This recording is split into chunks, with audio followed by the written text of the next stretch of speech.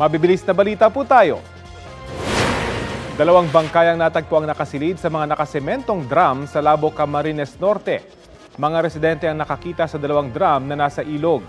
Kinailangang biyakin ang mga drum para makuha ang mga bangkay. Inaalam pa ang pagkakakinanlan ng dalawang natagpuang bangkay. Arestado ang isang suspect sa Quezon City dahil sa illegal na pagproseso ng annulment cases. Ang alok daw niya sa mga biktima, mabilis ang annulment dahil may mga kakilala siyang hukom, kapalit ng 500,000 pesos. Nadiskubre sa investigasyon na peke ang mga dokumentong gamit niya.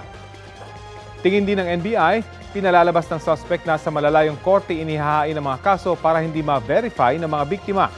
Tumanggi magbigay ng pahayag ang suspect.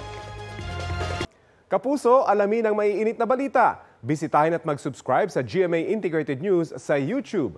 Sa mga kapuso abroad, samahan niyo kami sa GMA Pinoy TV at sa www.gmanews.tv.